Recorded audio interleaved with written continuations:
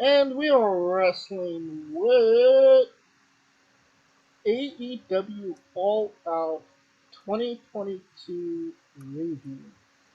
It took place last Sunday, and it was in the Now Arena in Hoffman Estates, Illinois. I'm not getting. I don't see what the attendance was. Um, you know, didn't really hear anything about this. Um, yeah. Yeah. So let's get into it. We got the pre-show, which I didn't personally see, but Jericho Appreciation Society, Sammy Guevara, and Tay Mello, which is Mello, um, defeated Ortiz and Ruby Soho in 6 minutes. Hook defeated Angelo Parker by submission in 3 minutes and 55 seconds. Pac defeated Kip Sabian in 12 minutes and 25 seconds. And Eddie Kingston defeated Tomohiro Ishii in 13 minutes and 25 seconds. Um, just going off the pre-show, um, compl- I want to say it's a complete waste of Kip Sabian, but I mean Kip Sabian is a complete waste. No, Scooter.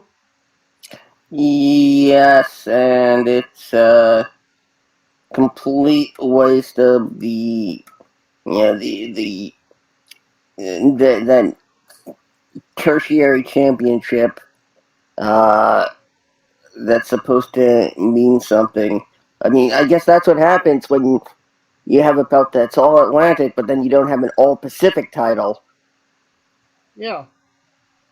Well, NXT has the North American. Does that qualify? No, I mean, how do you think the All Atlantic champion would the reaction they get in California? Um, we're on the Pacific Ocean. Yes, you're on the Pacific Ocean.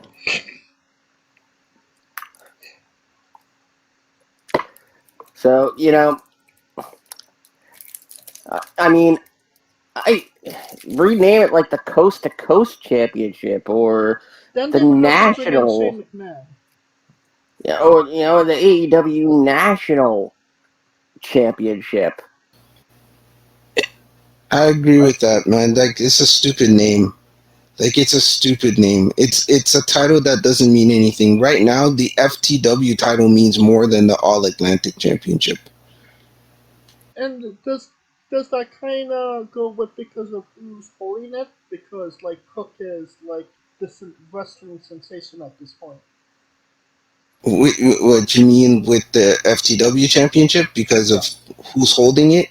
In a sense, yeah, but Pac holding the All Atlantic Championship is a good thing too. But the thing is, it's like he only defends it on like dark, and when he does defend it against anybody of substance, it's never in an AEW ring. It's outside of AEW. It's in countries that are along the Atlantic Ocean. Yeah, and in fact, I think at this point, uh, Ring of Honor titles have been defended more on AEW TV than the actual AEW All Atlantic Championship. You're damn right. Yo, You're you're right. damn right. All right. Let's get into the main show. Here we go. The Casino Ladder match.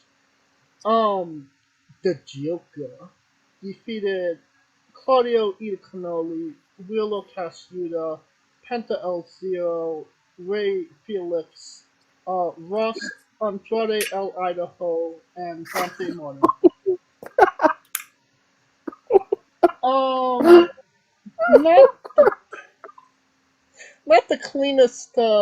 not the cleanest ladder match ever in the history of ladder matches. Or pronunciation. Correct. And But, just the ending just felt so flat that it didn't seem like anybody gave a shit that the Joker, spoiler alert, it's Maxwell Jacob Freeman, won the match. I, I, I think I will stand by the fact that I consider Stokely Hathaway the winner of the match. I agree with that. I agree with that, man. Stokely Hathaway had the moment of his career winning that ladder match. And and as Pettit, you know what? He gets that title match. Well, I mean, they're going in the lines of the only people that could win the match are the ones that are actually in it, and Stokely wasn't. So, loophole that you could just give it Yeah. to. Um.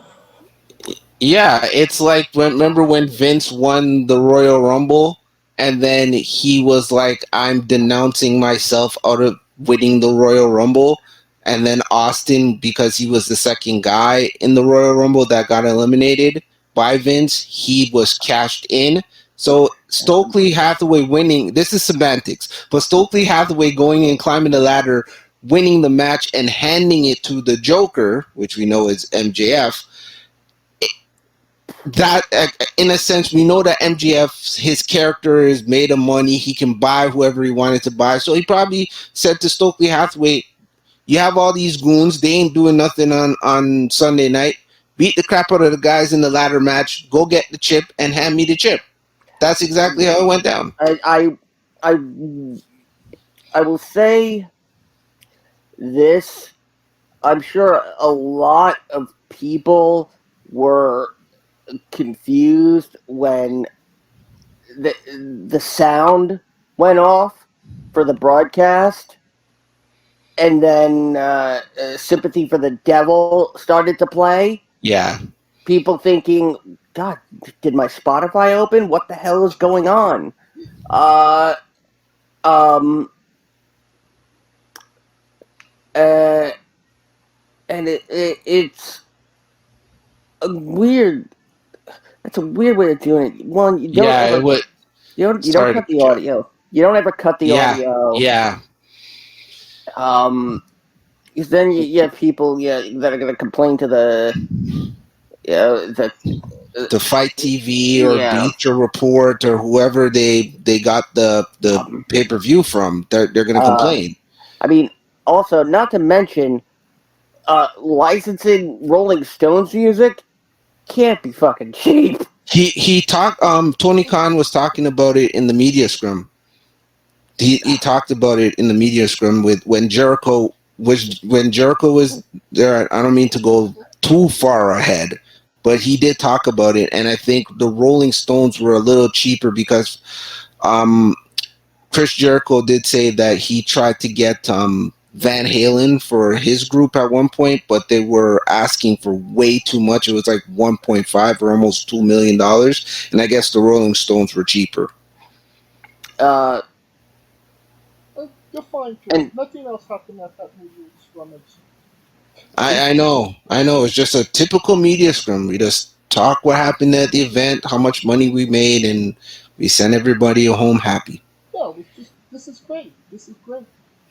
Um, that being said, I give this match felt so flat for me. It's not even funny. 1 star. Scooter. uh, okay, you know what? I'll be generous. 1.25. Drew. Everything before the reveal of the Joker gives me a 2, but after they revealed who the Joker or who ended up winning the match as the Joker, I give it 1.5. All right. Um, the next match, the second match on the main card. Just to let everybody know, this is literally the sixth match on the card so far. There was um four pre-show matches and 15 matches in total. Yeah. Yeah. The Elite, Kenny Omega, and the Young Bucks defeated Hangman Page and Dark Order, Alex Reynolds and John Silver in 19 minutes and 50 seconds to win the first and ever AEW World Trios Championship. Because that put asses in seats, right? Um, that being said, honestly, it wasn't a bad match. I mean, there's not a lot of bad Elite matches. And honestly, this should have been the first match on the card. In all honesty, but what say you, Joe? Yeah, I agree. They should have flipped these. This should have been one, and the ladder match could have been two.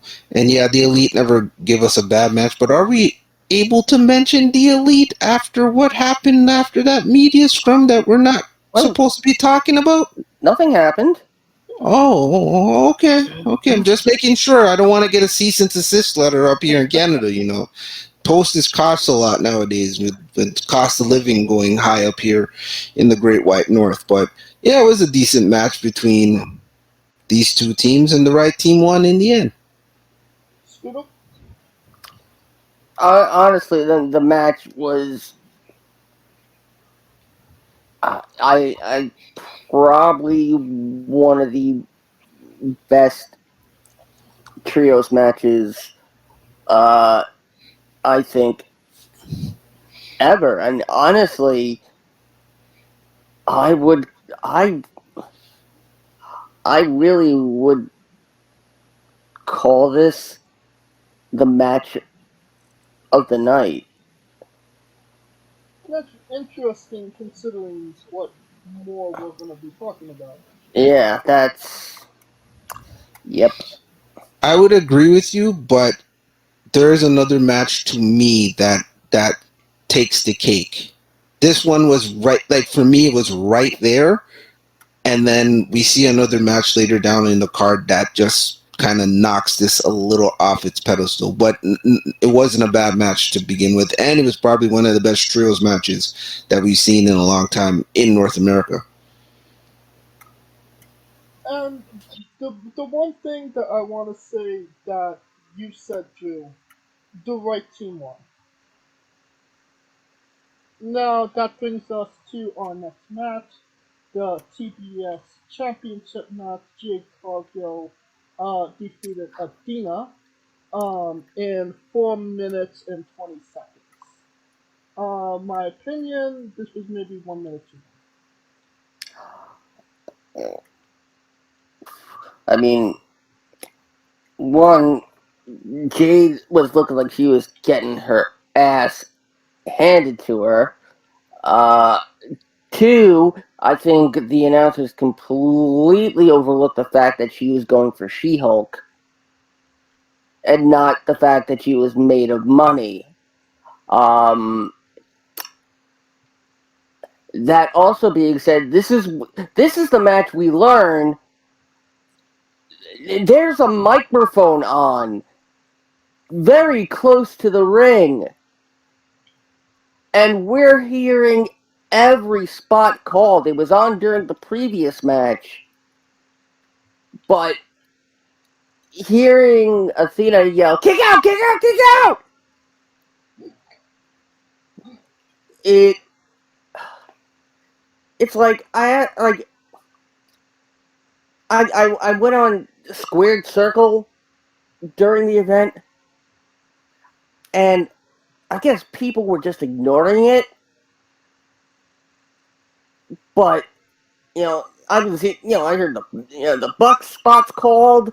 People asking if guys if they were all right, and I I don't know when it was finally fixed. Again, this was literally kind of one move and done, despite getting your ass handed to you. So ugh, it's it's the right it's the right result, but it was the absolutely wrong road to get there. What say you, Drew? Man, Scooter, I agree with you with that, man. I like in the beginning, I did enjoy Jade Cargill's outfit, and yeah, the announcers missed the mark complete because what's popular right now on Disney Plus is She-Hulk, and you can clearly see it's She-Hulk. It has nothing to do with money, but they missed the mark. Um, I just thought she I had a thought, bad day at the tanning salon. well, I thought I was the only one that was catching the whole hearing a spots thing. That makes your product Yeah. look very, very, very unprofessional. We're not supposed to hear kickouts and what the next spot is. It would be like knowing all the spots in a Marvel movie and nobody pays their hard-earned money to see that. Nobody pays their hard-earned money to watch professional wrestling when they're going to know the spots told to them by the people in the ring. Um, Also, I really thought this was a time that Jade could have got an L. I think Athena was a credible opponent, but I think they're putting the rocket to Jade and seeing how far they can get with her in this TBS championship. I don't feel like Athena really needs it. She doesn't need to be the person that ends Jade Cargill's reign. If anybody should be the ones that end her reign, it should be what is her name? A Chris Statlander, an Anna Jay, a Ty Mello. Somebody that's below her that could really benefit from getting over on her. Yeah, I can agree with that, but Chris Statlander's out with another knee injury, and Unfortunately. Anna Jay, they've been jobbing out for a while, even though she's in the Jericho Appreciation Society. And then who else is there? Like, really, for this TBS title, like, there's too many belts in AEW and not enough challengers for these belts. You know what I mean? You're not wrong. Alright, Warlow and FTR defeated Jay Lethal and the Motor City Machine Guns in 16 minutes and 30 seconds. I don't think anybody was on their feet for this one. It, Uh, Scooter? one, they were on their feet for one moment, Right. and I will say it's the most wholesome moment in professional wrestling. I'd say at least in the last 5 years, maybe even more. And that will bring us to our next match. Sanjay Dutt versus an 8-year-old boy. Uh, it lasted 3 seconds. Uh, Probably, maybe the second best match of the night, just for the heartwarmingness of it all. Uh, but I can honestly say, nobody really came to see FTR versus and Warlow versus the Morrissey Machine Guns and JBK. What say you, Drew? Yeah, I didn't really pay my money to see FTR and the Motor City Machine Guns and Jay Lethal, and I really think this was a throwaway match. It's just to get FTR on the card. It's just to get Warlord on the card. Because they're top Inclusion AEW Mania. stars. Sorry. Inclusion Mania. Yes, I just think it was just to get them on the card, and honestly, it wasn't a bad match, but it was really for that moment with the little girl and Sanjay Dutt and breaking the pencil and all that stuff. That's what that whole match was for, anyways. And they could have gave this time to somewhere else in the card that would have made more sense. Scooter? Well, I never knew that Dax's daughter is named Finley, so Finley Harwood. Um, uh, I mean, fight like an 8-year-old girl. What? And that's it. That's all I can say. How many, you know, that's. we don't need to start rate this match. The next match, Powerhouse Hobbs defeated Ricky Starks in 5 minutes and 5 seconds. Um, Jesus. just the story that they were telling and the way that the match started, A plus. Everything kind of made sense. Huh. My problem with it was that it just ended really abruptly and obviously way too soon for the story that they were telling. But obviously, this is going, longer than we thought it was. What say you, Drew? Yeah, this is more of a long term storyline booking to begin with, and yeah, I enjoyed how they started the match, like you said, and I also enjoy that this feud is going to continue because these two, to me, are some of these stars that we need to prop up in AEW because of what we're going to talk about with the guy that we can't mention his name and the other guys at that media scrum that I want to talk about, but we can't talk about it yet. What say you, Scooter? I I don't understand why Hobbs won. I really don't. Um, the crowd is clearly clamoring for a Ricky Starks push, and and now it's gonna be needed more than ever. But I mean, God, I guess Tony likes jobbing out, uh, and people who mean something to AEW out in 5 minutes. Uh,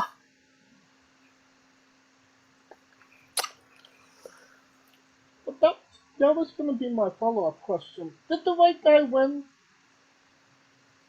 no, no. No. No, no, but I get where they're going with this. This is all for Ricky Starks to get redemption because we all noticed that this whole last 4, 5, 6 months he's been just losing. Team Taz breaks up. It's to build him back up. It's a stupid way of doing it. I wouldn't have booked it that way. I think Ricky Starks is a star already. He is over with the crowd as a face. Even when he made the promo where Hobbs blasted him, he was so over with the crowd, and I think, and I talked about this with you guys on the last episode that I was on with you guys.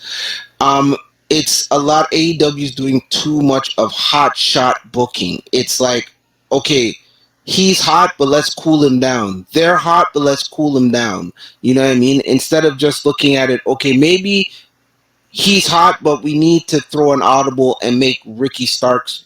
Ricky Starks could have won in a way that looked heelish, but was babyface in the same breath. You know what I mean? Even if Yeah. he held the rope or he held the trunk and then he scurried out of the ring and Ricky Starks, and then the storyline can continue. Now Hobbs wants to get his one-upmanship on him because you outsmarted me there by just jobbing him out. That makes Ricky Starks look weak, and then you're gonna spend time to rebuild him with the guy that beat him. It's just a lot of this hot shot booking that like that has been happening due to the fact that we have a bunch of injuries and guys are not there right now that they can pick, choose, and refuse with.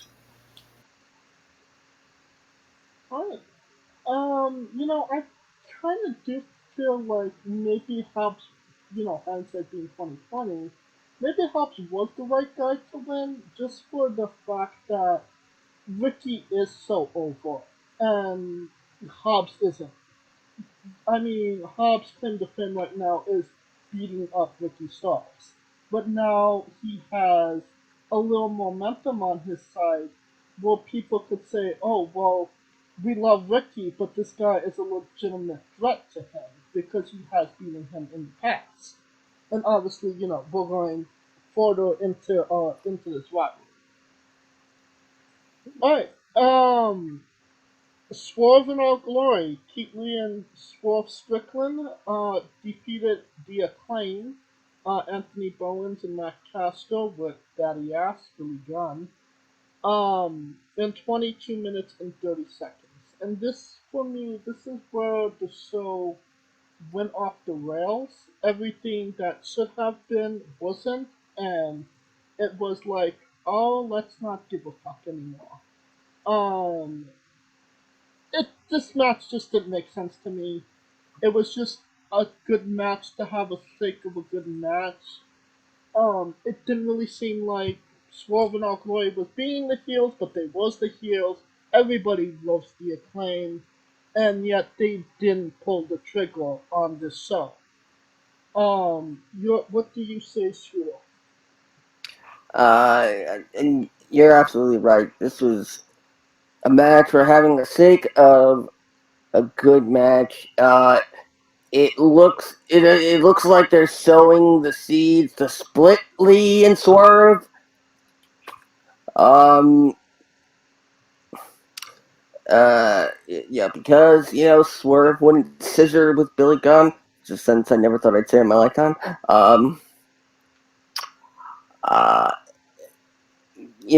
but there's a rematch at Grand Slam where yours truly may or may not be in attendance. Alright, what say you, Drew? Um, I'm looking at it this way: the Acclaim are so over, but I don't think you needed to throw an audible and have them win the titles here. I think with Swerve in Our Glory, I think Swerve is playing the heel, where Keith Lee is playing the babyface. That's why he was trying to scissor and all that kind of stuff. And they were also at this media scrum that we can't talk about, but we're going to talk about hopefully soon. So they made comments about this as well at the media scrum that they had after the show. But I don't think it was time to pull the trigger for the Acclaim. They're over, yes, and they don't even technically need the tag team titles to be over. I just think they just need to continuously do the raps, and then the heels can always come out and stop the corny, stereotypical raps that Max Caster does. Well, I mean, that's kind of what happened on Dynamite. You're not wrong. Yeah. Alright, that brings us to our next match. Tony Storm defeated Britt Baker, Jimmy Hayter, and Hikaru Shida to become the interim women's champion in 14 minutes and 20 seconds. Okay, match. I really feel like Tony Storm was not the right person to win this match. If anybody should have won it, it should have been Jamie Hayter or even Britt Baker at this point, costing Jamie Hayter the championship, but winning it herself, and just being that bad friend heel that she is. But it just feels like they promised it to Tony, and God forbid, things change, pal. But no, it's Tony, and she's the interim champion, and that's where we are right now. What say you, Sudo? The term interim as it pertains to AEW is cursed. Um,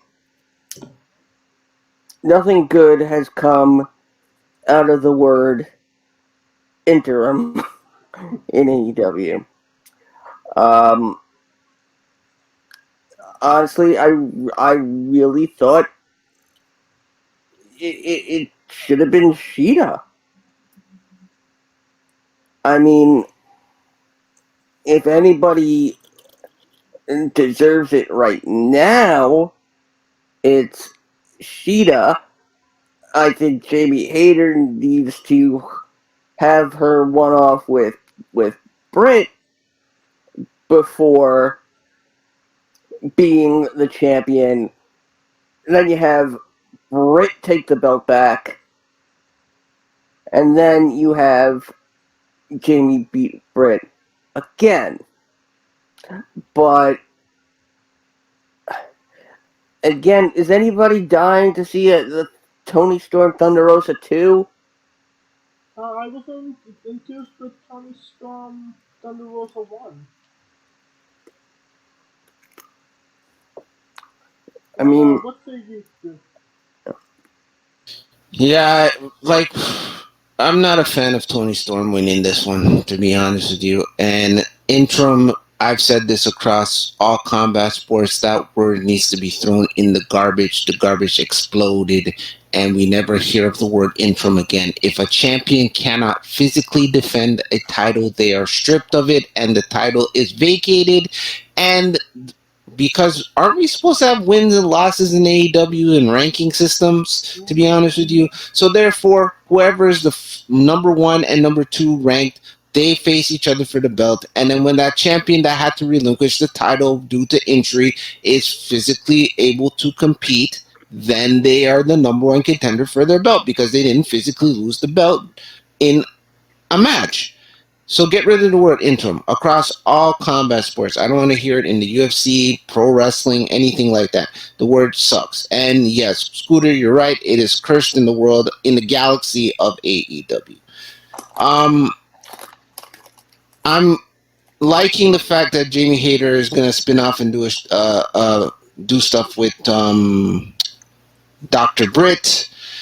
Sheeta should have won the title here, but I understand why they put the belt on Tony Storm to set up that whole thunderstorm gonna implode and have their match to see who is the undisputed AEW Women's Champion. Um, it's it's rumored that Thunder Rosa only said that she was injured because she was dropping the title. And that maybe she asked for her release. Do you see that being any sort of truth in that, Scooter?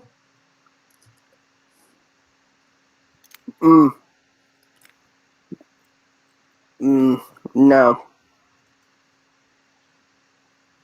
Uh, do you think that AEW values Thunder Rosa? Because it seemed like Tony during an interview kind of ripped her a new one, saying that everybody would want to see a 8 minute CM Punk promo, but 8 minute Thunder Rosa promo people are tuning out. I don't know if that's a dig at her or a dig at men in general, or I think a dig at fans. I think it's a dig at fans in a sense, or maybe she just doesn't move the needle or put butts in the seats as champion. And I think when she was chasing, she was more interesting. Now that she has the title, and she's not really interesting. It was like Britt Baker was interesting as champion. It's like we didn't really need to take the belt off of her. I understood why they did it because Thunder Rosa was so hot at that point in time, but it's that whole thing. Sometimes a babyface doesn't need the belt. They're better chasing it than them actually having the belt. And I think that's the case with Thunder Rosa. And maybe she was realizing that she had to drop the title and just kind of pulled up and said, "Nah, I'm going to fake this injury and be out for a while." To be honest with you, or maybe it's a storyline thing. I don't know, but it just seems like maybe Tony's cold off of the Thunder Rosa train. Alright. Um, Christian Cage with Luchasaurus defeated Jungle Boy Jack Perry in 20 seconds. I kind of understand why they did what they did for the simple fact that, Christian was not able to actually have a match. But it kind of this is another one of those where I'm like, was this the right call to make? You know, you could have had Jack just knock him out, pin him, but what say you, Scooter? I mean, I called it last week. Another Luchasaurus turn. And how many is that? Three, maybe four? Three. That's I mean, three. I mean, is he going? Is he trying to beat Big Show or Mark Henry's record? No, he's Um, gonna have to be there a lot longer.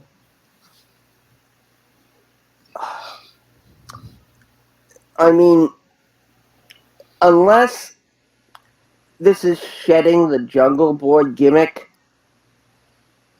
in which case I hope Tony can get his money back for Tarzan Boy. Uh, um,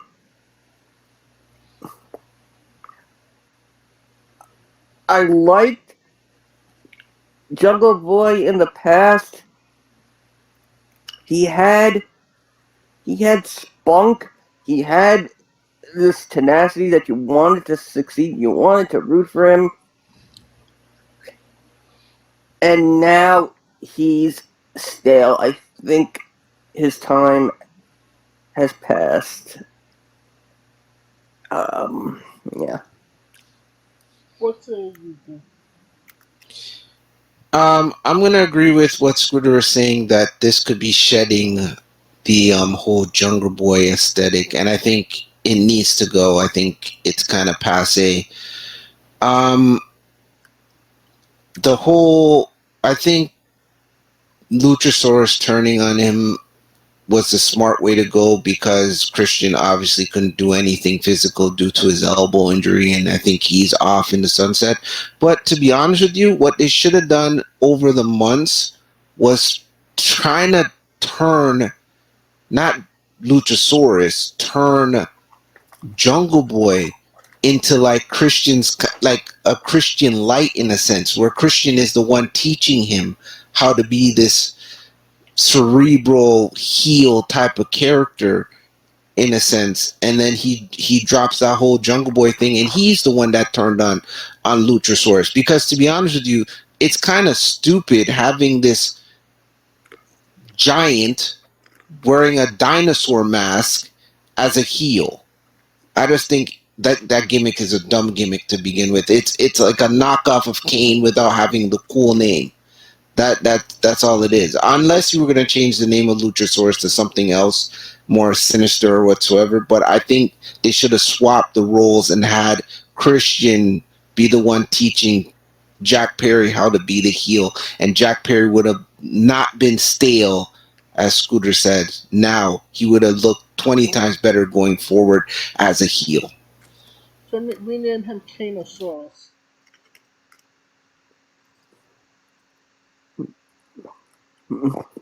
Luchadorosaurus? I don't know. I'm partial to Kanosaurus. Um, no, it does seem like they were like you said that he's kind of getting stale, but on Dynamite he had a pretty good promo. If I it was probably the best promo Jungle Boy ever had. Maybe I that should have been something he did in front of Luchasaurus. I don't know how many takes it took, but I I was kind of like, all right, this is a little bit of fire on the ass. Let's keep going.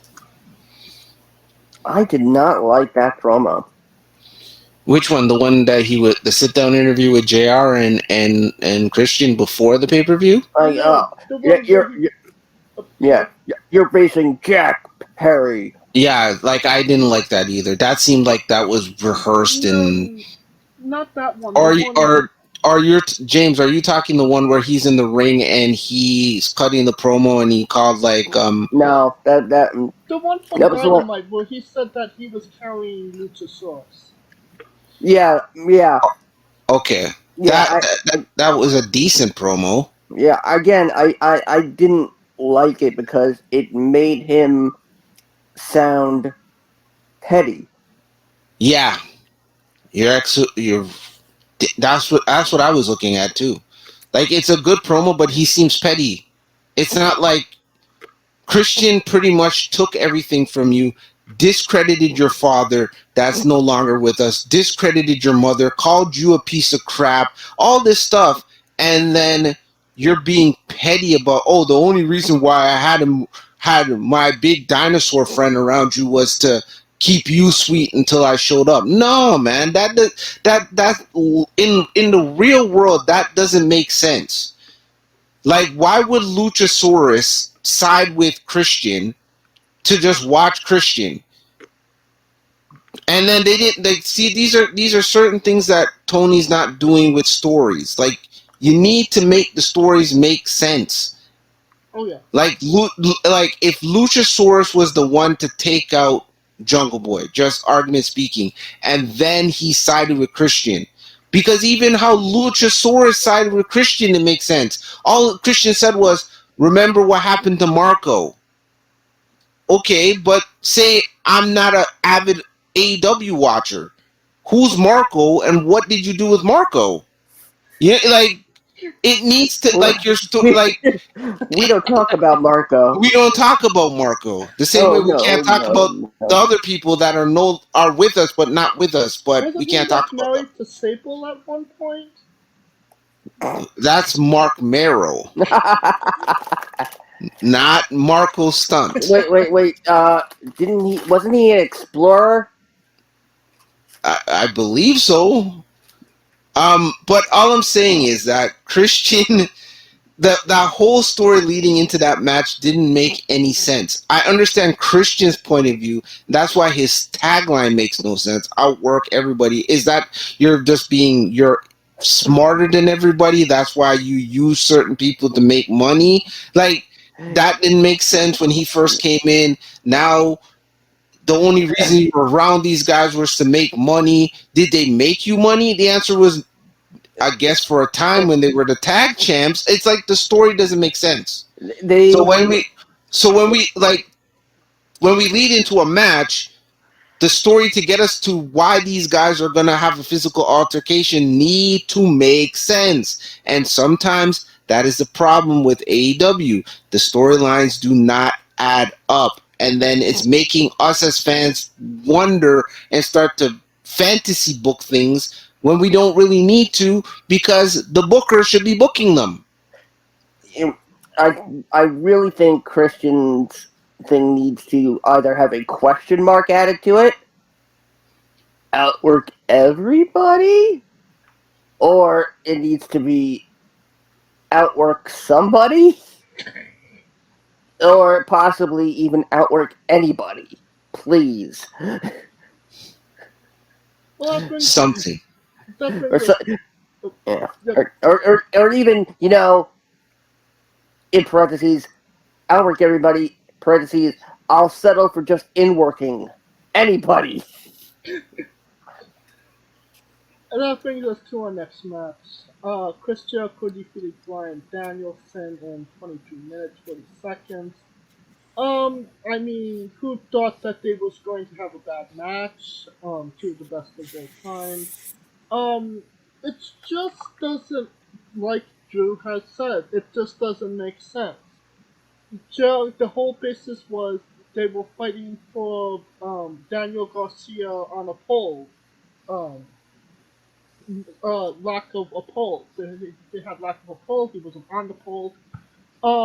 And Jericho won. So Daniel should have gone with Jericho, but this Wednesday on Dynamite he went with Bryan, and it just does. What was the point of the match and Jericho winning if he wasn't going to keep his guy? Drew. Yeah, again, it's storyline continuity. It needs to make sense. If the story is Daniel Garcia, are you a sports entertainer or are you a wrestler? And he did some sports entertainment thing like help Jericho win, I could understand. But we don't I don't see the point of having a match with two guys that arguably are not going to give us bad matches. They're both as you said, James, two of the greatest of all time. But in storyline theory, what was the point of the match? Was the match for the honor of Daniel Garcia? Was it for Daniel Garcia's contract? Was it for Daniel Garcia to finally make a decision on if he's a pro wrestler, the winner? If Jericho wins, he's a sports entertainer, and if Danielson wins, he's a pro wrestler. Like, it didn't make sense. And then we go to Dynamite, which we can talk about quickly here, and that he wins the pure title, and it's him winning the pure title to kind of stick it to Jericho to really say, "Hey, Jericho, I'm not a sports entertainer, I'm a wrestler, and now I have the most purest wrestling title belt there is in the world." I don't get it. I really don't. Scooter, do you get it? Uh, I mean, yeah, I mean, it's two veterans of the business fighting over uh, the the rookie that they see the most potential in from two different points of view. I mean, it's a classic storytelling trope, uh, but I mean, as it pertains to it pertains to just Chris Jericho and just Bryan Danielson. What what do the other members of Blackpool Combat Club think? Do they even care? I mean, William Does Regal has repeatedly said we don't want Daniel Garcia in the Combat Fighting Club because if we had all the good wrestlers, then none of our guys would have anybody good to wrestle. uh, I mean, he also said he wanted Excalibur's pedals all over him, and he said because he's British, he could get away with it. So I mean, like, the thing is that I find Daniel Garcia very vanilla. He looks like the fourth skin shade option in a create a wrestler mode in a video game. Wow. He looks like a default. I mean, default Daniel Garcia. Um, It's not. And a part of that is, he has bad acting behind him.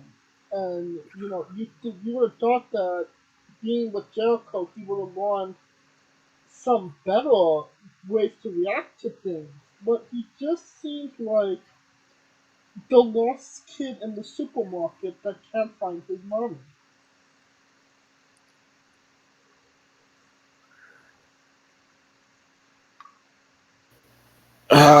He is very generic and boring, to be honest with you. And maybe I think they rushed the storyline very quickly. I think they saw after the matches he had with Danielson that there was something there, and they're just again hot shotting the situation, not just taking its time and actually letting this guy's character build, because he does have some good facial expressions from time to time. I'm not gonna knock his acting in the storyline, but I think again we're not giving time for things to breathe and manifest and actually grow and create new stars in AEW. Yes, AEW is a young company, and yes, they've been relying on the name cachets of John Moxley and that guy with the punk name that we can't really say anymore, Phil and Brooks. Phil Brooks and the guy Omega, and we're relying on those guys. But we need, and this was a problem with WCW near the end of it, we can't just rely on the guys that turn the needle. We need a crop of other guys that can actually turn the needle. And I think they see something there in Daniel Garcia. I just think they need time for it to manifest and grow instead of just pushing him to the moon right away. Alright. That brings us to our next match. Darby Allin, Sting, and Miro defeated the House of Black, Malachi Black, Brody King, and Buddy Matthews with Julia Hart in 12 minutes and 10 seconds. Honestly, not a bad match. Good match, good psychology. Um, the way that they ended it was good as well. Maybe would have meant a little bit more of Malachi taking the L if he didn't take one 2 weeks ago to Alex Reynolds, but hey, that's my opinion. Um, in such an insane world, this match made sense to me. Scooter. Yeah, I mean, it figures that, you know, somebody like Sting uh, who had so many encounters with the Great Muda would know how to counter Mist. And that's by spitting it yourself. Um, it's an absolutely it was a I think a, a great ending. Um, uh, and maybe not necessarily the curtain call I may have wanted for Malachi Black, considering that he did take a bow. In fact, the entire House of Black took a bow. Yes, because Um, apparently AEW did agree to a conditional release of Malachi Black. yes. Um, Drew, this guy, we've chatted about Malachi in the past. Hmm. This guy had so much potential. I feel like after that Cody rivalry, he should have been the one to take the belt off of Hangman Page. Why why did Malachi fall so far off the radar for AEW? And it did. I think Tony acquired some newer toys Yeah. and he wanted to play with those and kind of disregarded Malachi Black. I'm not saying the guy isn't creative. I'm not saying that he can't be one of the top stars in any company that he's in. I hope he can heal up for whatever injuries he's got going on. Uh, Probably most of these guys are pretty much smart with their money, so they're not really out here starving for bookings. And trust me, anybody that calls for a Malachi back, he obviously going to be a top billing. He was up here in Toronto a few weeks ago for a company called Superkicked, and Oh yeah. for what? And the whole House of Black was up here. It was him, Buddy Lee, or Buddy Matthews, and Brody King. They were all up here, and they did a show and they did a seminar for some up and coming wrestlers.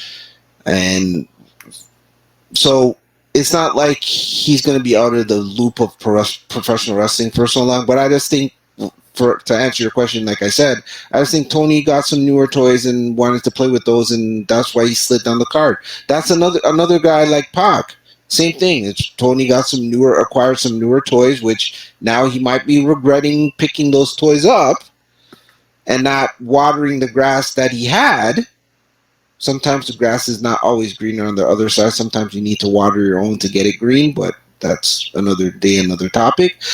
But yeah, I just think hopefully going forward, if he comes back to AEW, that'd be great. If he goes to WWE, that'd be great. If he goes to New Japan, that'd be great. Wherever he ends up, or even if it's to take time away from wrestling for a while and do some other things, that's great too. But I just think this was a perfect way to say goodbye to AEW and this character. He was smart that he's the one that took the pinfall, and it was booked properly. So maybe Tony didn't have his hands on this one.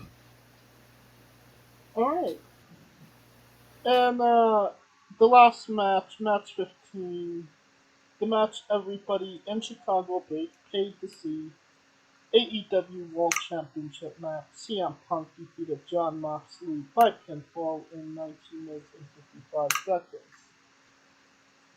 That being said, there was a secret bonus match, match 16, in the locker room later that night.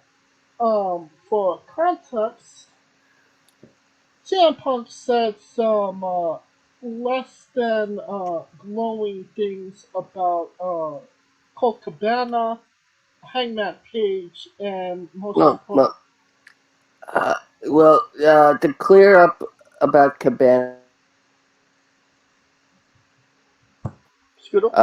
the Yeah. lawsuit with Cabana, uh, and eventually he revealed that he got a letter from Cabana, saying, that they should go their separate ways, and Cabana will pay his own bills from now on, except the fact that he did not realize that that Colt Cabana lived with his mother, and they shared a bank account. So that's when they subpoenaed her mother, Yeah, uh, and I think that's where he cut off everything about Cabana. Right. So that we can put to rest. yeah, it was pretty much he was just talking about what happened in. We're not friends. We haven't been friends for over a decade. I've been paying his bills. Now I'm not. I'm not the reason why he got demoted from AEW to Ring of Honor, and I think Punk here when Punk was saying this and watching his demeanor, I just think he was just defending himself because there was media outlets and predominant wrestling media outlets that were putting out that he's the reason why Colt Cabana is not on AEW TV. The reason why Colt Cabana is no longer in the Dark Order, and he was just defending himself. And I felt at that point there was nothing wrong with him defending himself about what he did for somebody, and they're no longer friends. And do not blame him for the reason why this person is now on the lesser brand of AEW.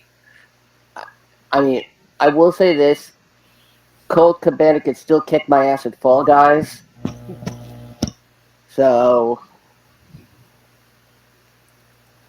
if I start a Fall Guys promotion, I'm signing Cabana first.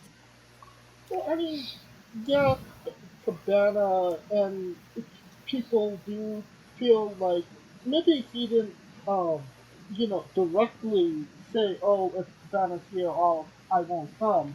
But maybe Tony felt that way. So, but that's on Tony, not on Punk. Um, Exactly.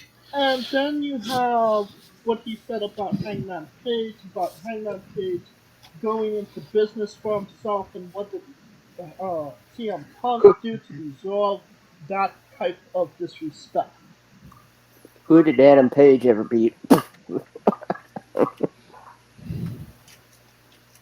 True, but I mean, then, and he said that Hangman Page said that he doesn't even take advice from anybody, and that if Terry Funk gave him advice that he wasn't gonna listen or something to that extent, and it just seemed like what went from defending himself to just kind of continuously ramble just kind of got out of hand because he did talk about the elite saying that they couldn't manage a target, let alone a wrestling company. He was old and that he was tired and grumpy and he had to work with children. Um, and just a lot of things that didn't really favor the elite at all. Um, Forget about the match. Nobody cares about the match at this point. let's just talk about the media scrummage, and then we'll get into what was the fallout of that scrummage for us. Scooter, did you feel like CM Punk said anything out of line, anything not great? Uh, Well, what I, are your thoughts on what he did? I think I could sum it up for me in one sentence. CM Punk buried AEW. And the thing about that is, Tony was right next to him. He was 5 feet away. But I what? mean, Continue. and again, this is I said this last week. Tony isn't looking at this as a promoter. He's looking at it as a rich boy who is playing promoter. He's got blinders on. He's so enamored by the fact that he's the guy that got Punk back on TV that it's blinding him to to everything else. And as we continue on, Punk blameless, isn't the only one to blame here. So What say you, Drew? All right, let me take it from the point of CM Punk, because CM Punk's only like 4 years older than I am. It's when you go to a job, or when you're working on a job, you obviously working with other people and you're working with management. And the thing is, he felt employee A, which is Cole Cabana, I don't want nothing to do with him. He's a piece of crap. His character showed himself, and I don't want to talk about that. And that's fine. Justifiable with what he said there. The Hangman Page stuff, if you felt this way, and this is the thing that made him contradictory even in that media scrum, is when he said, if you have an issue with me, you need to come to me. So if you had an issue with the line that Hangman Page said, then you should have went to Hangman Page. And another thing, I agree with you 100%, Scooter, that this Tony Khan is not looking at it objectively as the leader of this organization, of this promotion known as All Elite Wrestling. The issue and problem is when you make one of your top stars go rogue, it makes you and your promotion look Mickey Mouse. It makes your business look Mickey Mouse. It makes you look small time. And what he should have done was shut Punk down. Because if this was a media scrum in the UFC, because this happened this week in the UFC, that Dana White had to shut a whole media scrum down because guys were acting out of pocket and were going to physically hurt each other and others at a media scrum. His words, Punk's words, not only hurt the company, it hurts the company's image going forward. It hurts their negotiations to get TV deals. He is their top star. And you can't look at it like, oh, I'm the guy that got him on TV. Or you can look at it this way. Tony could have been like, maybe there's money in this. Maybe I can promote this. And you can't. Because now, and this is the problem that we have in wrestling a lot of times, is that we blur the lines of what is fiction and what should stay fiction and what is real. And that's the problem that happened. Punk didn't talk like he was CM Punk, the character that we see on AEW Dynamite and Rampage. That was Phil Brooks airing out his grievances against Hangman Page, against the EVPs, against the locker room, and which he buried his company to make himself look good. That is not cool. And we heard about this stuff with Punk years ago when he was in WWE.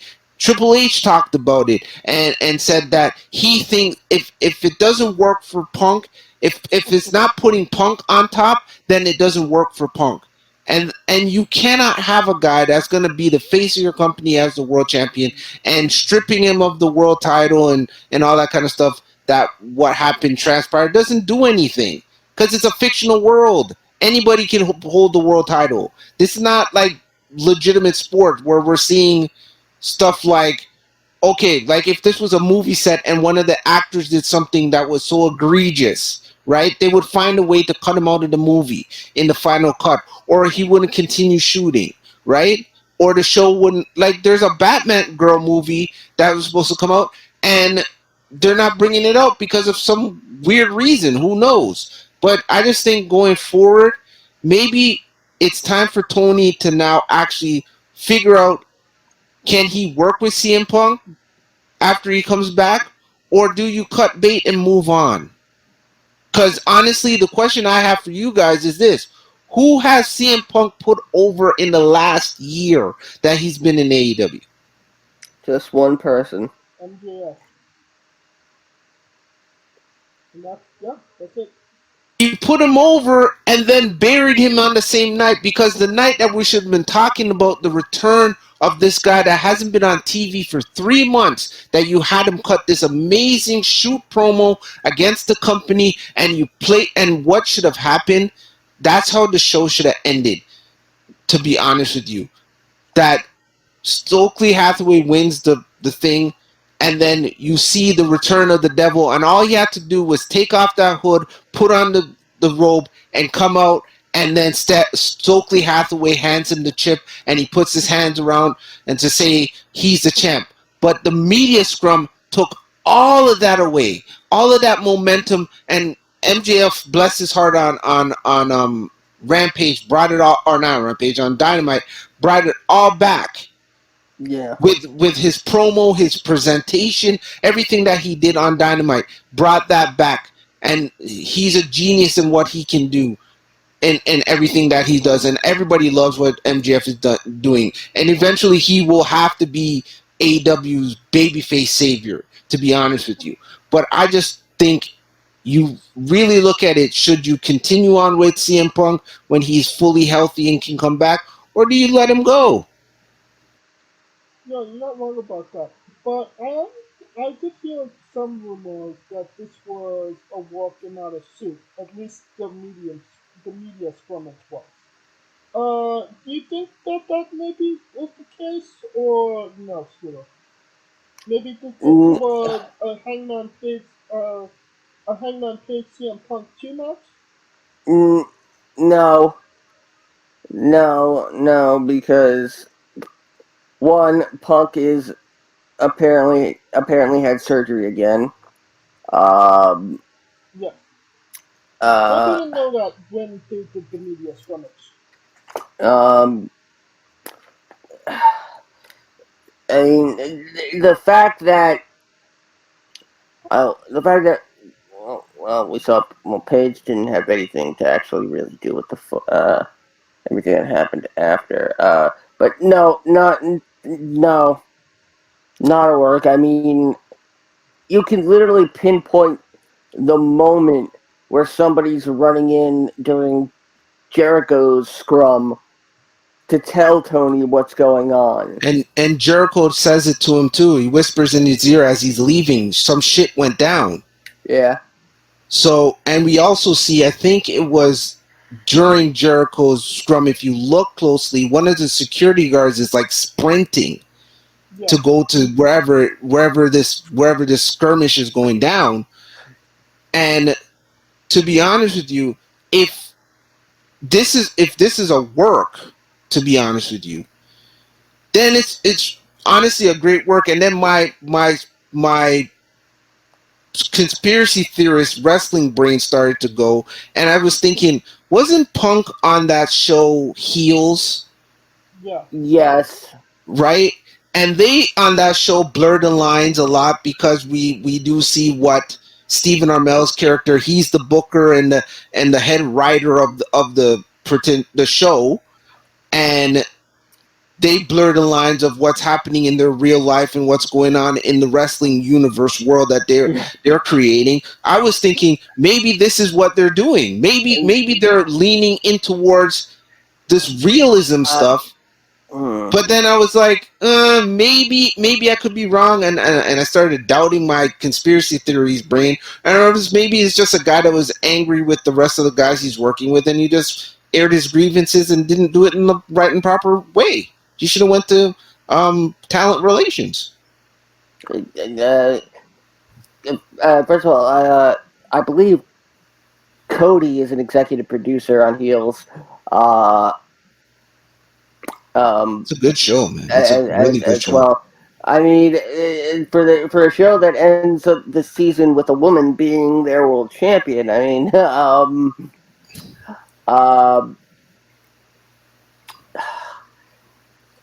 Okay. I mean, we, I mean, I've got you know all the reports from everything that essentially went out, everything that went down after. Um, you know, so are we? Do we want to get Yep. into? Yeah, let's just jump into it, man. After the Okay. the media scrummage, Matt, Nick, and Kenny Omega, all went into the locker room that CM Punk was in, to confront him about some of the things that he said. Um, Things did not, turn out well. And this is, as far as I know, is fact at this point. CM Punk, hit, Matt Jackson. A Steel drew a chair at Nick Jackson, bit Kenny Omega and pulled on his hair, and Kenny Omega saved Larry the dog. Um. Uh. Okay. I've got. Which one am I going to read first? Okay, I have one that's the reports on the incident, and then there's one that's updates on it. So, all right, let's go. Let's go from the top. Sources close to the elite say that the Bucks went to talk to Punk, as he said they should if they had a problem. The claim was that they opened the door of his locker room. They didn't kick it down, as claimed by the other side.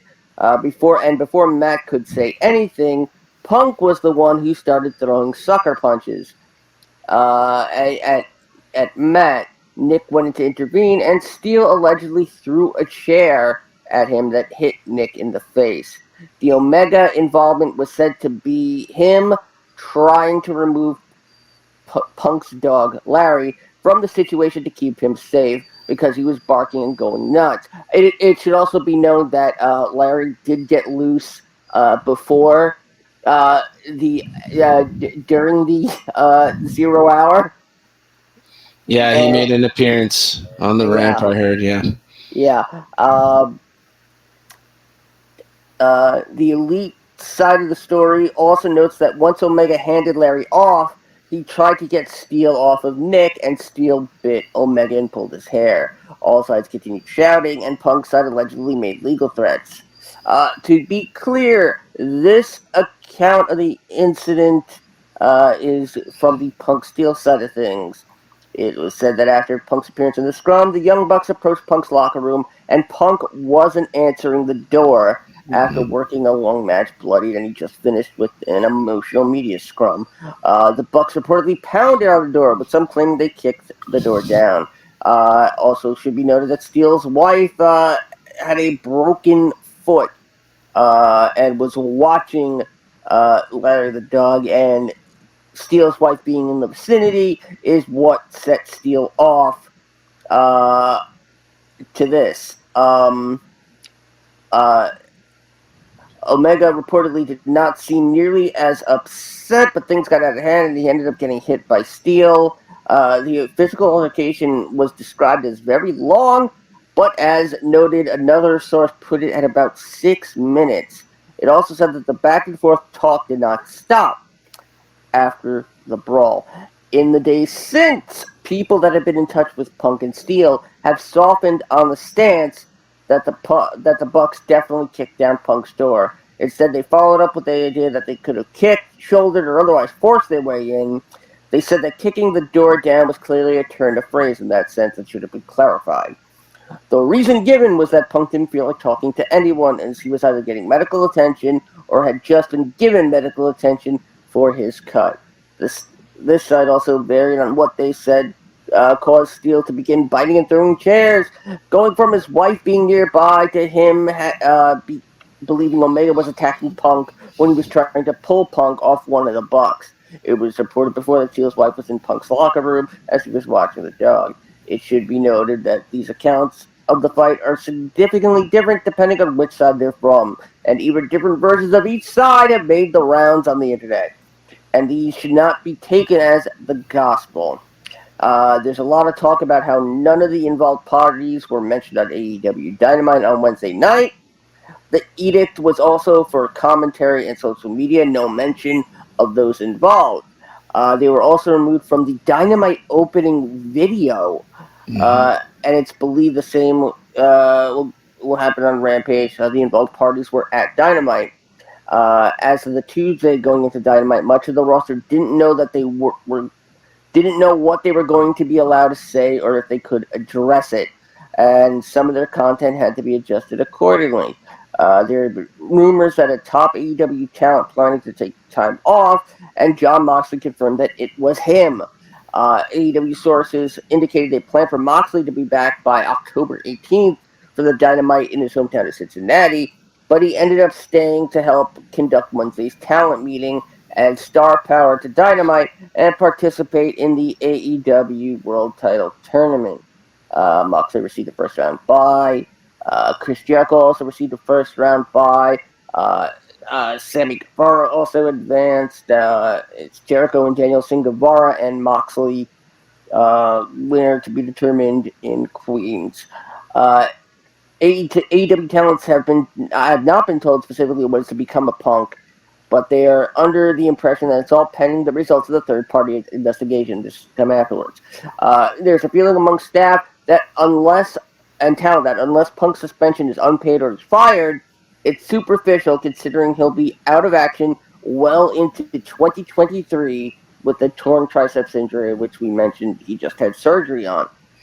As of Wednesday, a lot of the heat on Punk going around is just as much about his media scrum rant than anything. Punk had been rubbing the locker room the wrong way for a while, but one source said that blaming him for all the recent locker room issues is not fair, as they had reached an all-time high when Punk was gone.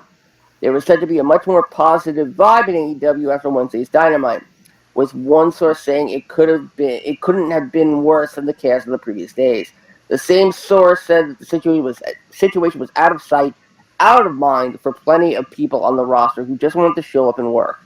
Another talent said the best way for all parties to make up for the public embarrassment would be to just get over the issues, make money for the company, and highlight other talents along the way. Good luck on that. The Tokyo Game Show Convention is scheduled to run from September 15th to the 18th, and Kenny Omega, Michael Nakazawa, Christopher Daniels were scheduled to travel to Japan to promote AEW Fight Forever. There's no word on if they've been pulled from the convention. Multiple sources have also confirmed that AEW Senior Vice President, Chief Legal Officer, and tampering expert Mega Parikh was present for the incident as it unfolded. She entered Punk's locker room alongside the Bucks.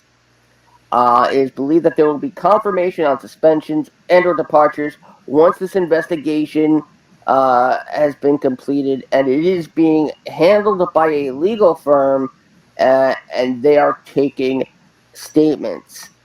Now, we have updates in the ongoing third-party investigation. It is believed that AEW will not actually address the specifics of the incident in public, hence why Khan's address on Dynamite was somewhat vague. Uh, Kenny Omega and the Young Bucks have been suspended, according to the Observer. It's not clear what the punishment is for the others involved, but it's believed that suspensions and/or departures will come after the investigation is done. Uh, the Observer adds that also everyone involved was either suspended or told not to come to Dynamite on Wednesday, including a number of people whose participation was actually trying to uh, break the fight up. The list of those involved and not brought to TV were Punk, Ace Steel, The Bucks, Omega, Pat Buck, Christopher Daniels, Brandon Cutler, and Michael Nakazawa. It does not appear at this point if anyone has been fired, but those who were believed to be involved in some form and witnesses were taken off the road. The Observer adds that an independent firm is doing video interviews with everyone in the room, including the names mentioned, uh, as well as including a number of neutral parties who were in the room and believed to have seen everything as it happened. Word is that MJF is one of these neutral parties. Um, That's weird. the concept of whether Mega Paris came in with the Bucks is unclear, or if she was there for another reason. Talk of potential issues. Um, all long-term decisions regarding any punishment are pending until the third-party investigation wraps up. Uh, outside legal proceedings regarding the fight from different sides remain to be seen. It is believed some people involved want to talk and tell their side of the story when they can, but again, AEW as a company is not expected to address these specifics. Uh, it appears no person involved has talked to a media outlet, but someone apparently very close to the Punk side has talked to Dave Meltzer and the Observer. The story about the Bucks breaking down Punk's door is not true. The claim was that the Bucks did come in the room without knocking, with the Punk side saying they barged in and an argument started. Um, it is confirmed that Punk threw the first punch. Regarding Steele's wife, Lucy, being in the room, she was taking care of Punk's dog. Ace got physical because he was worried about his wife's well-being. Uh, we learned she has a broken foot and could not move well. A fight breaking out right in front of her would make anyone's husband go nuts. Uh, uh, it's believed that it happened so fast that the Bucks and Omega may not even realize that Ace Steel's wife was there. Nick got seriously hit in the face with the chair and has quite a big shiner. Punk was busted open again the hard way on the cut he suffered during the main event. Omega had his hair pulled, but he'll get plugs. He also got bitten by Steel. Now Omega is a Hulk. The explanation given, Steel believed Omega was trying to crossface or choke him. The only points universally agreed on at this point, the Bucks came into the room without knocking. Both sides were angry. Punk punched Matt. Steel hit Nick with a chair and then pulled Omega's hair and bit him. Then after that, more people were in the room. One AEW wrestler who is next door to Punk's room said it sounded like they were shooting an angle, but when he came in to watch it, he was told that it was very clear, given the state of everyone, that this was not an angle.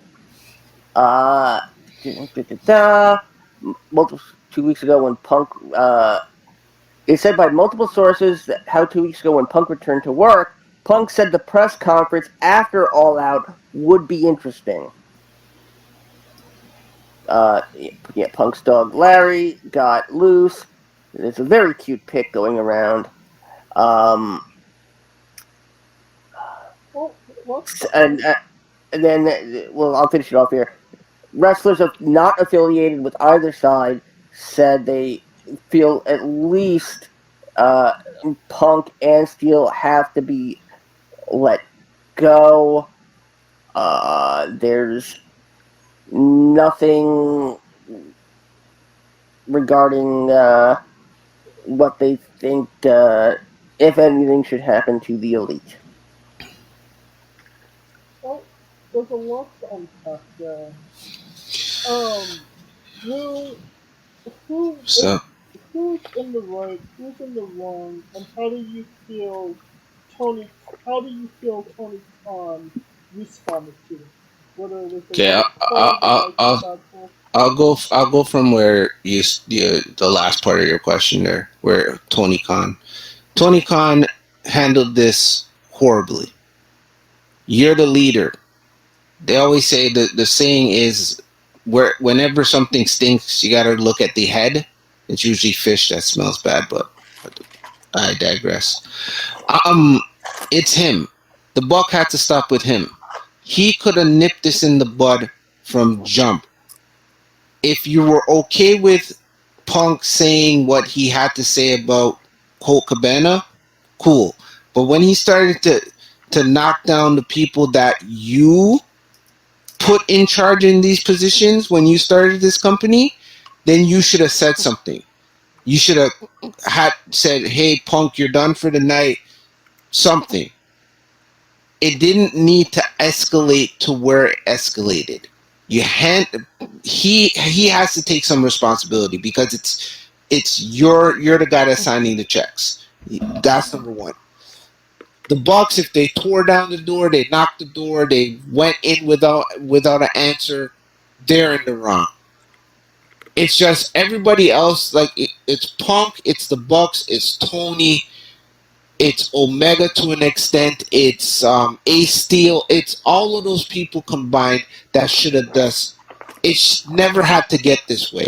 We're grown in that whole setting. You're grown adults. You're in a major company. This is not. This is not as Punk said it in the press conference. You guys are acting like this is Reseda, and it's not. It is not. You're not wrestling in Reseda anymore. This is a company that is known globally. This is not just a company that is known through DVDs and YouTube views. This is known. It's on internationally. You are now touring internationally because they are up here in Toronto in the next, I believe, a month. They're here in October. You're touring regularly. You are trying to get another TV deal. So if you were doing these stupid little childish, yo, I'm working with kids and this, that, and the third. If you were smart, turn your grievance into a freaking angle that could make the company money. And the only way that I kind of agree, you kind of say, can these combustible elements go cool off, go heal up? Can they work together and make my company money?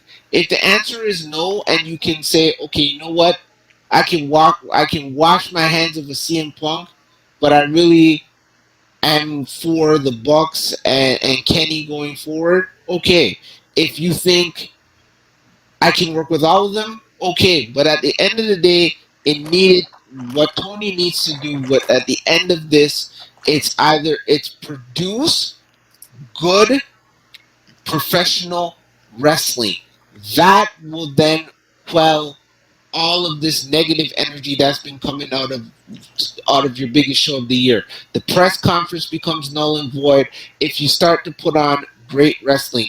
And on Wednesday, the promo that John Moxley cut that we saw on the show, it was the rallying of the troops promo, and it was done very well. And I think that's the guy that Tony Khan should hitch his wagon to going forward, as the guy that you put out there to erase this whole negative stereotype that came down the pipe. Everybody has a part to play in it, and Tony Khan should have been the one that stopped it before it got to the elevated fight, breaking down doors, etc., etc. Scooter? the, the thing is that Mox wanted to take some time off. I mean, the guy just became a dad, and he's he and he's out of rehab. So Mox has the mindset of an addict, and I know what I'm talking about. I am one too. And the thing is, with addicts, we have addictive personalities, and we've seen that with Mox in his not only his addiction to the business, but his addiction to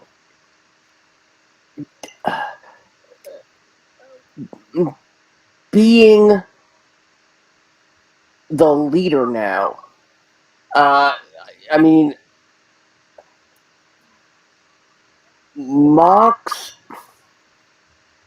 I think this is both bad and good for Mox. Yes, it's a great example of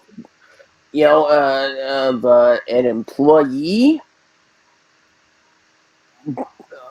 but if Mox doesn't get like 6 months off after this, I mean, then maybe Mox has a death wish to bleed so much in the ring. Um, Again, Mox Mox loves performing the fans. Mox also holds himself up to very high standards. Yeah. So now, I mean, Mox. How can I say this? Consider AEW is a casket, and at least Moxley was a pallbearer, not exactly carrying the load, but carrying part of it. Now he's friggin' Atlas, holding up the entire planet. You might not be wrong about that. And Like I I I don't mean to cut you off, Scooter, but I'm what you're saying as somebody that I don't know what it's like to be an addict, because and I don't think, knock on wood, I don't really know besides yourself. I don't know anybody that is an addict, but this is what a concerned father would be like. I'm looking at it. If he continues on this kind of stretch, is that something that could be detrimental to his sobriety going forward? That hurt his yes, personal life going yes, forward? that's And exactly I what I'm and saying. and I think the fan of me can step away and be like, as a man to man, he needs to go take a break. I don't think he needs to be in this tournament. I don't think he needs to do any. He needs to go take his vacation. He needs to go. He has carried this company through the pandemic, through CM Punk's injury as the interim champion. Now coming back and having to deal with CM Punk's tomfoolery. See, these are the things that I'm looking at man to man. Do you Yeah, care about the fellow man in the locker room? Like, yes, it's a sport. Yes, you are wrestling each other, telling stories and all that kind of stuff. But man to man, when CM Punk, when the Bucks, when all of this was going down, did they care about the man? Did Tony Khan care about the man that has literally carried this company, as you said, as Atlas for the last 18 months? Or since he's been back coming out of rehab? Have you been do you care about this guy's sobriety going forward? And that's the scary part. And I really think looking at this, they don't really care, because you wouldn't act this way. Like, yes, you can have grievances. Yes, you can be upset with people. Yes, you can say that they can't run a Target or a McDonald's or whatsoever. But do when you're in a locker room with other people, I don't care if it's professional wrestling. I don't care if it's sport. I don't care even if it's on your job. Do you care about the fellow man that is right beside you every day, tying up the boots because you guys wear the same uniform? On my job, I wear a uniform. I might not be working side by side with these guys every day, but the guys that I go out with every morning that we start at 6:30 in the morning. Don't, I care about are they being safe? Are, do they have a work life balance? Those things matter and they should matter to you, especially when you get to a certain age. It shouldn't be about what's best for you. And it looks like to me, to be honest with you, CM Punk doing this thing, he was selfish. And he has to take some brunt of responsibility for what it was. And I just feel what you said, Scooter, was I agree with you 100% that maybe Moxley shouldn't be the guy going forward, and it's just me being the selfish fan, and I so love everything that Moxley's doing, but for the man John Good, he needs to go home, be with his wife, be with his new baby, and take some time away from this business. That would maybe help him going in the long run. CM Punk is selfish and he should no longer be in the world of professional wrestling. That's just my opinion. All right.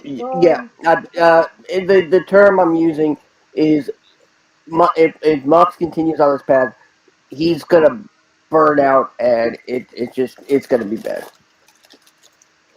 Oh, since we're getting into a lot longer than I thought this episode was going to be, I'll finish this off and say, um, at the end of the day, who was right, who was wrong? Nobody was right. Nobody was right at all. CM Punk, honestly, he shouldn't have said what he said in the first place. Whether it was a work or not. All he really proved was, you know, WWE wasn't as bad as he made them out to be. Because if you have those same problems with the lower engine that could, then what does that say about you? You know, the thing with the elite, they honestly they should have not confronted him when they confronted him. If because they're not one of the boys anymore. They're corporate now. They're vice presidents, and it doesn't look professional or right if you go and confront somebody like that as a vice president. If it was a if they were just in there like wrestlers, then it wouldn't have mattered. It was okay, it's not on the list, but they're vice presidents. It doesn't look good for them. Um, and all of this is Tony Khan's fault. Because, like you said last week, we could have avoided all of this. We could have had CM Punk versus John Moxley at Full Gear.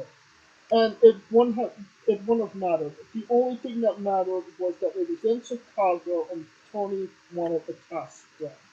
And the cash grab was the most expensive cash grab in the history of cash grabs because it cost them what five six wrestlers and executives and And agents and all that good three, stuff. three producers at least.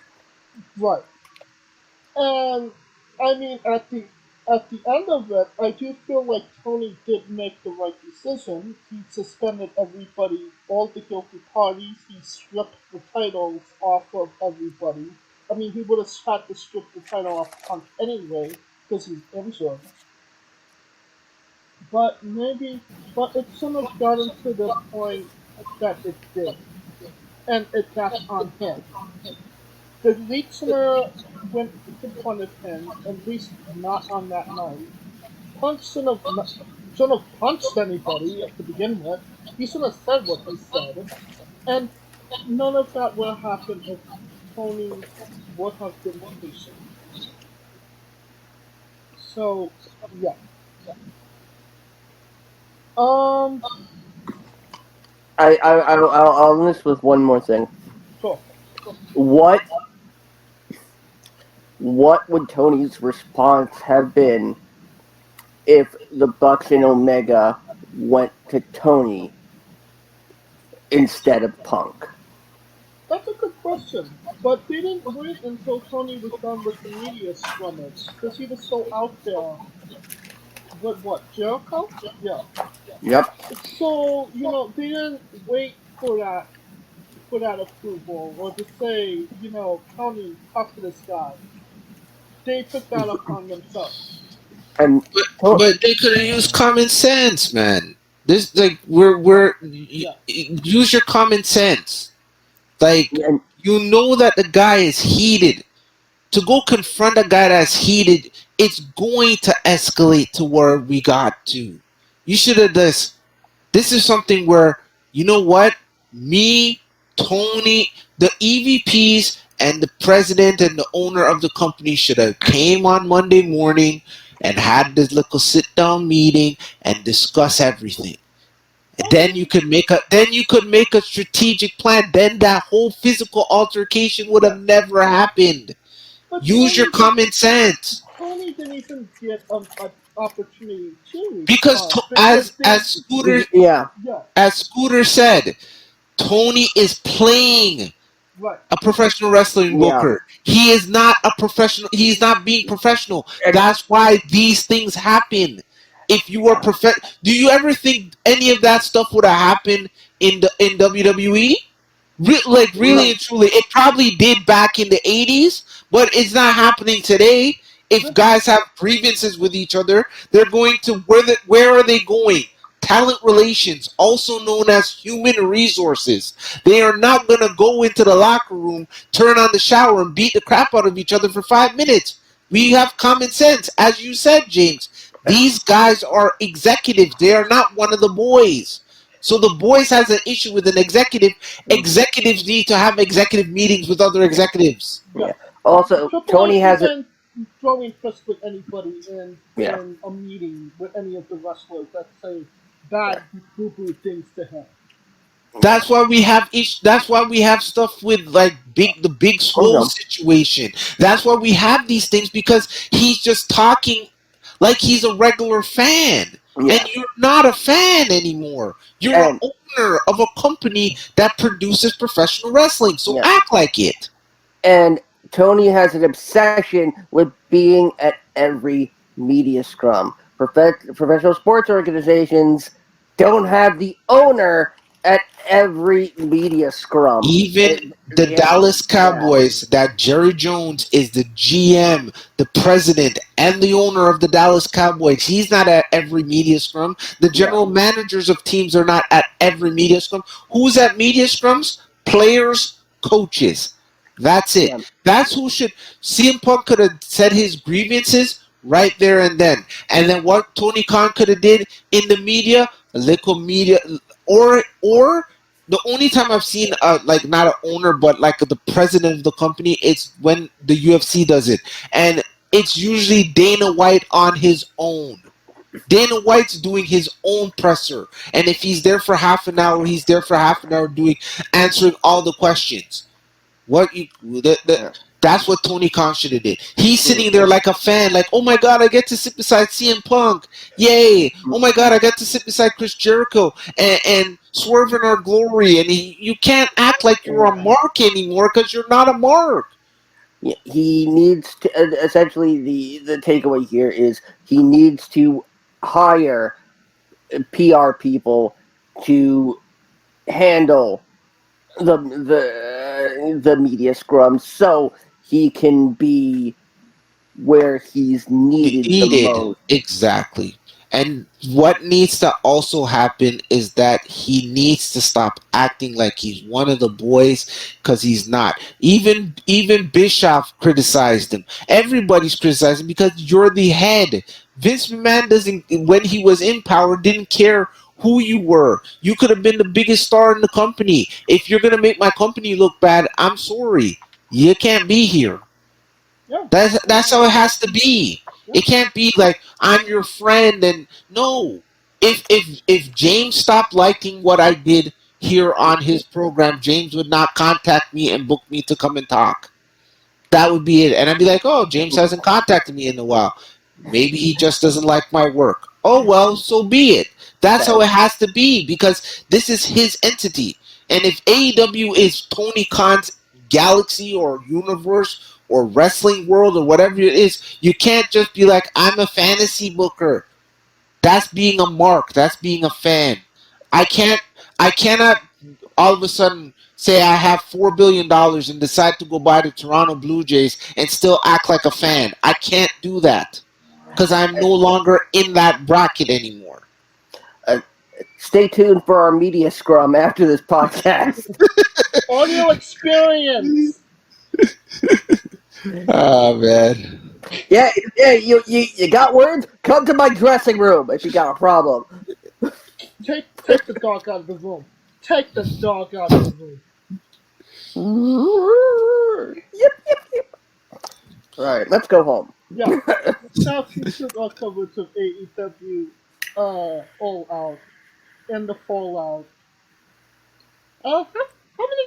Did you give this show a thumbs up, thumbs down, or thumbs in the middle? I give it a. It was a thumb. It was a thumbs in the up. Kind of a thumbs up show for Yeah, me. it was 2 knuckles deep up the Yeah. ass. Yeah. Whatever you said, I agree with it, Studio.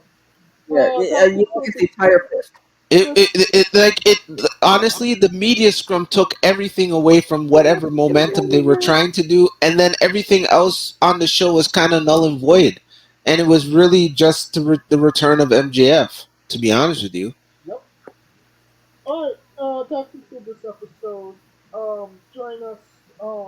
If you like what we're doing, please like, subscribe, comment, put on YouTube and chat box. Oh, fun if you're digging what we're doing. Um, Join us this Wednesday, as we interview Dante Drago. Uh, and whoever we have on Tuesday at this point, check our social media for more information on that.